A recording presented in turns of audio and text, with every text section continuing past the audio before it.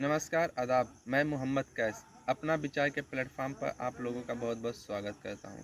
जैसा कि आप लोग जानते हैं, वर्तमान समय में यूसीसी काफ़ी चर्चाओं में है। आज इन्हीं मुद्दों पर मैं आप लोगों के साथ कुछ चर्चाएं करने आया हूं। कुछ अहम सवालों के साथ मैं आप लोगों से यूसीसी के बारे में चर्चा करने आया हूं। कुछ अहम सवाल जैसे यूसीसी फ़िलहाल चर्चा में ही क्यों है?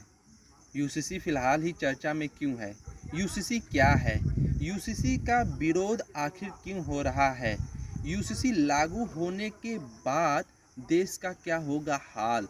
यूसीसी का आधार अनुच्छेद 44 को क्यों ही बताया जा रहा है? इन्हीं सवालों के साथ सबसे पहले हम आप लोगों से इस बात का जिक्र करते हैं, यूसीसी फिलहाल चर्चा में क्यों है?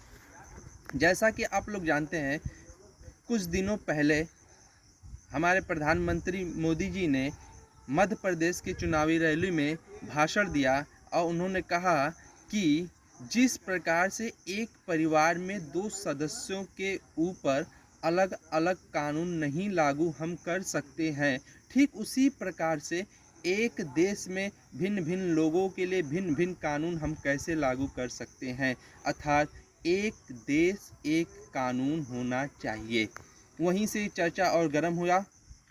असल में हमारे संविधान आर्टिकल 44 कहता है कि सभी नागरिकों के लिए समान नागरिक संहिता लागू करना सरकार का दायित्व है।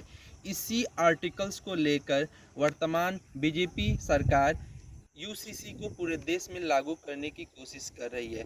यूनिफॉर्म सिविल कोड के माध्यम से दरअसल में हमारे देश में अल्पसंख्यक समुदाय जैसे मुस्लिम, सिख, बौद्ध, पारसी, इन सभी अल्पसंख्यक समुदाय ने अपना पर्सनल लॉ बोर्ड बना रखा है। जैसे मुस्लिम पर्सनल लॉ बोर्ड, अल्पसंख्यक पारसी पर्सनल लॉ बोर्ड, इन लोगों का अपना पर्सनल लॉ बोर्ड है।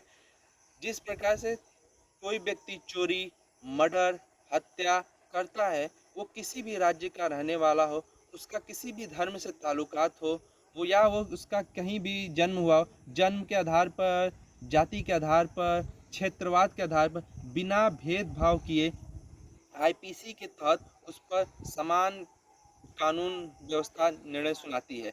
जिसका जो अपराध होता है उसको उस प्रकार की सजा दी जाती है।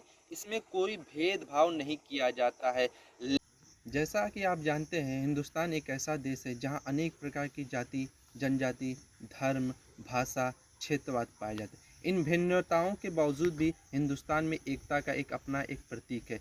इसी वजह से हिंदुस्तान पूरे विश्व में एक अलग पहचान बनाता है।